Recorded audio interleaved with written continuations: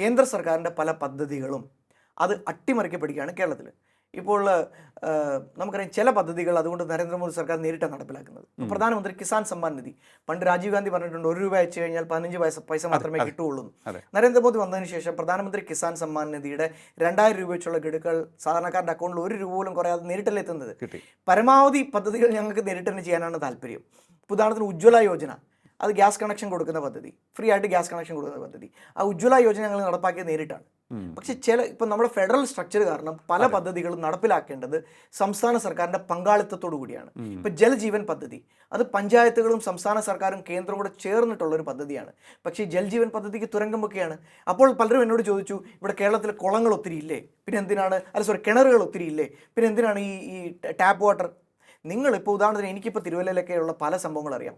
ഞാൻ തന്നെ വർഷങ്ങളായിട്ട് അവിടെ ടാങ്കർ വഴി വെള്ളം കൊടുക്കുന്ന നിരവധി SC കോളനികളുണ്ട്. അതെ, ആ കോളനികളിലൊന്നും ഈ പറഞ്ഞ പോലെ കിണറൊന്നും ഇല്ല. അവരുടെയൊക്കെ വളരെ പരിതാപകരമായ സ്ഥലമുണ്ട്. അതിനൊക്കെ ഈ കിണറുണ്ടെന്ന് പറഞ്ഞ മുടന്തൻ ന്യായം വെച്ചുകൊണ്ട് ഒരാളുടെ വീട്ടിലൊരു ടാപ്പ് വെള്ളം വരിക എന്ന് പറഞ്ഞാൽ അവനെ സംബന്ധിച്ച് ഏറ്റവും വലിയൊരു കാര്യമാണ്. പ്രത്യേകിച്ച് സ്ത്രീകൾക്ക് രാവിലെ എഴുന്നേറ്റ് കഴിഞ്ഞാൽ അവൻ്റെ പ്രാഥമിക കാര്യങ്ങൾ ചെയ്യാൻ, അല്ലെങ്കിൽ അവന് വീട്ടിലുള്ള ഭക്ഷണം പാചകം ചെയ്യാൻ, അവന് വെള്ളം അന്വേഷിച്ച് കിണറിലേക്ക്, ദൂരെയുള്ള കിണറിലേക്ക്, അയലത്തുള്ള കിണറിലേക്ക് പോകേണ്ട അവസ്ഥ അത് ഇന്ന് കേരളത്തിലുണ്ടെങ്കിൽ അത് പരിതാപകരമായ സ്ഥിതിയാണ്. ഈ ജൽജീവൻ പദ്ധതി എന്തിനാണ് ഇവർ തുരങ്കം വെക്കുന്നത്? ഈ ജൽജീവൻ പദ്ധതി തുരങ്കം വെക്കുന്നതിനോടൊപ്പം തന്നെ ഈ ജൽജീവൻ പദ്ധതി എങ്ങനെയാണ് തുരങ്കം വെക്കുന്നത് അറിയാമോ? ഇപ്പോൾ നമുക്കറിയാം, ഈ കഴിഞ്ഞ ദിവസം ഡോക്ടർ ഹാരിസിൻ്റെ വിഷയം വന്നു. ഡോക്ടർ ഹാരിസ് ഉന്നയിച്ച വിഷയം മരുന്നില്ല, ഉപകരണങ്ങളില്ല. ഇതുപോലെ തന്നെയാണ് ഈ ജൽജീവൻ്റെയും പ്രശ്നം. അല്ലെങ്കിൽ പലതരത്തിലുള്ള ഇൻഷുറൻസ് പദ്ധതികൾ. കാരണം സംസ്ഥാന സർക്കാരിൻ്റെ കയ്യിൽ ഇതിന് വേണ്ട പൈസയില്ല.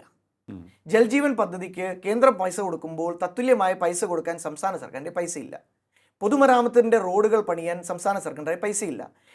മെഡിക്കൽ കോളേജുകളിൽ പഞ്ഞി പോലും വായിക്കാൻ, മരുന്നുകൾ പോലും വായിക്കാനുള്ള പൈസ സംസ്ഥാന സർക്കാരിൻ്റെ പൈസയില്ല. ഇവിടെയാണ് വികസിത കേരളം എന്ന് പറയുന്ന അജണ്ടയുടെ ഒരു ലക്ഷ്യം. ഞാൻ നേരത്തെ പറഞ്ഞ ക്ഷേമ പെൻഷൻ മുടങ്ങുന്നത് എന്തുകൊണ്ടാണ്? ക്ഷേമ പെൻഷൻ മുടങ്ങുന്നത് ഇത് തന്നെയാണ്, സർക്കാരിൻ്റെ പൈസയില്ല. സംസ്ഥാന സർക്കാരിൻ്റെ മൊത്തം റവന്യൂവിൻ്റെ ഒരു 3/4 പങ്കും പോകുന്നത് ഈ പറഞ്ഞ പോലെ പെൻഷൻ, സാലറി കൊടുക്കൽ, ഇൻട്രസ്റ്റ് കൊടുക്കൽ. വാങ്ങിച്ചിരിക്കുന്ന ഇൻട്രസ്റ്റിന് തന്നെ വേണ്ട ഒരു 10-30% ഇൻട്രസ്റ്റ് കൊടുത്ത് തന്നെ പോകും. എന്തൊരു ദുരവസ്ഥയാണ്. ഇതിനെ പരിഹരിക്കണമെന്നുണ്ടെങ്കിൽ കേരളത്തിൽ റവന്യൂ വർദ്ധിക്കണം. എന്നുണ്ടെങ്കിൽ അതിന് റോഡ് മാപ്പ് വേണം.